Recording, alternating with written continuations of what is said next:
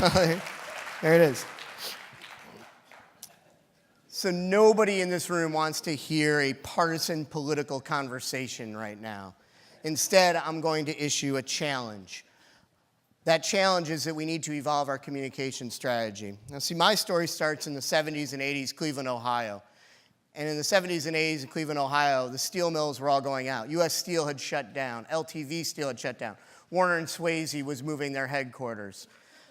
And I learned to take confrontation a different way by hanging out in the eastern suburbs, punk rock taverns, and cutting out and leaving my folks wondering where I was late at night, and meeting a community of misfits on Cleveland's eastern suburbs.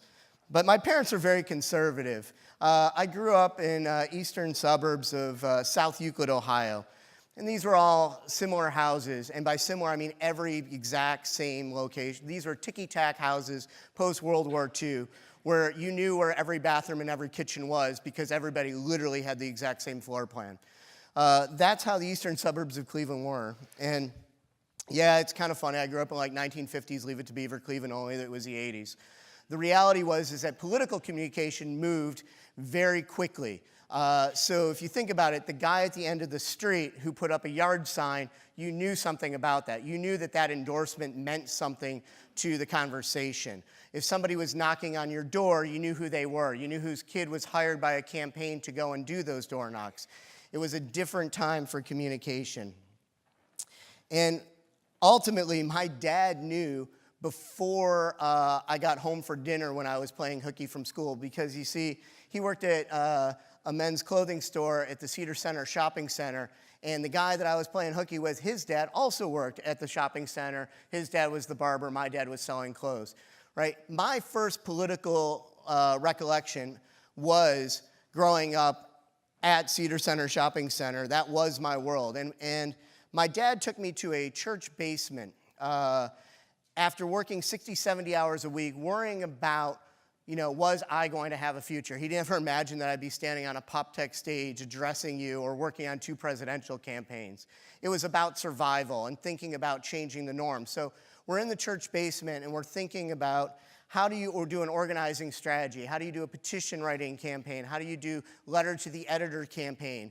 And eventually him and all of the local merchants got the local newspaper, the Sun Messenger, to write an article that ended this rally that they were worried about organizing against the city selling a piece of property to some monolithic organization that nobody had heard of that was going to put all of these local businesses out. And before I knew it, my dad had taken on in the 80s and beaten Walmart. I watched him win the battle against something that I didn't even know what it was. Now again, this is not partisan politics. This is Cleveland before LeBron James and before Believeland. But I watched him win, and this was an amazing victory to watch.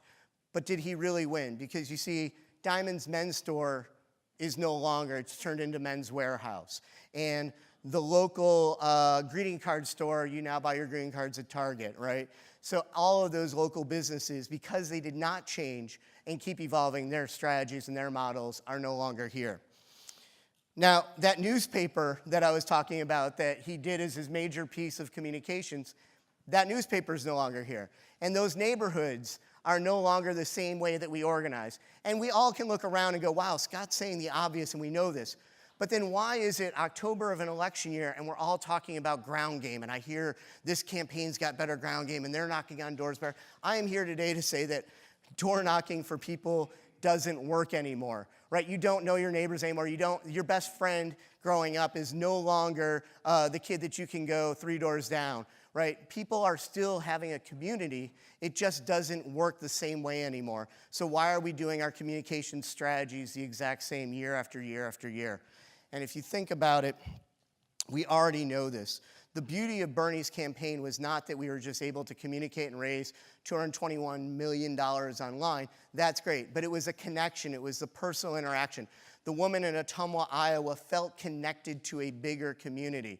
that if you were the one token Bernie Sanders supporter in the middle of nowhere, you felt a bigger connection. So my punk rock challenge to you is looking around, asking yourself what tools and technology that you're hearing about on this stage today can you actually add to your communication strategy? Or are you going to do the exact same thing that you did from year after year after year?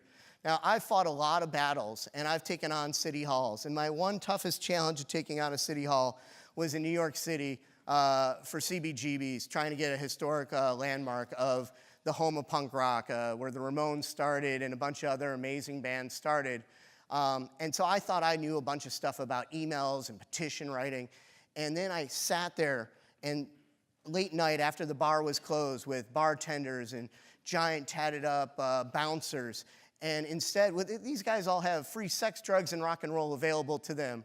And instead of drinking a bunch of booze and hanging out, they were like a campfire looking at their MySpace page and organizing people in MySpace and communicating. And I thought, wow, if I can bring this into the anti-war movement, what is MySpace going to do? If I can bring this into the net neutrality movement, how can MySpace actually be the form of communication before the other side even figures it out?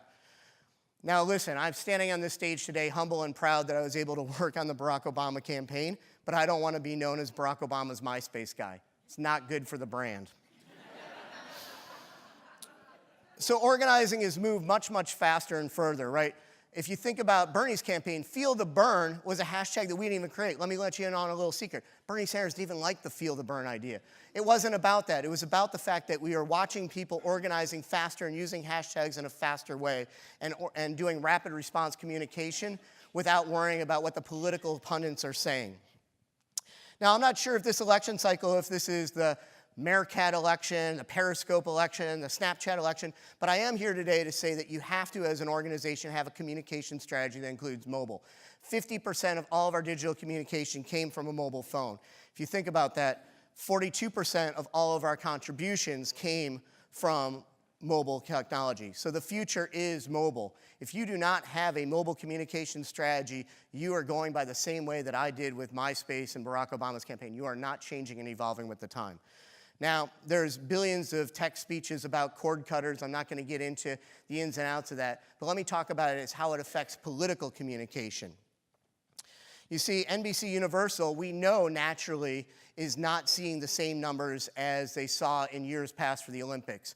Now, you can't imagine NBC Universal being like, hey, every Olympic athlete, can you guys not text or tweet out whether you won the award or not, because ultimately, I don't want a spoiler alert during our primetime airing, right? That's not how we watch and consume and engage in television. So why today in 2016 are there still political campaigns that over the summer spent $13 million on just NBC Universal during the Olympics and $0 on digital for the entire summer? That, my friends, is what I'm talking about. Doing something and changing the norms, looking in at yourself and going, wait a minute, this makes no logical sense. How are my kids using technology, and how should I be using technology in the year's future? Now, we just watched a bunch of different debates. Think about the debates. Wired magazine had an amazing quote about the debates, and it basically is, a debate lasts about 90 minutes, the internet lasts forever. And if you think about that, you are watching the engagement rates of all of these debates moving forward and forward. So, what are you going to do about it? I know that I need to constantly reinvent myself, challenge my inner punk rock self to think about how are communities organizing in new and creative ways. I know that the future of democracy is counting on us, especially after watching last night's debate. If we are not engaging in this, we are going by the way of MySpace. So I need you to, on behalf of Cleveland, on behalf of watching my dad using the communication model that he was able to use to win by using the newspaper, evolve your communication strategy even further, like a bunch of bartenders at punk rock nightclubs were able to do. And if they can do it, you can do it too. Thank you.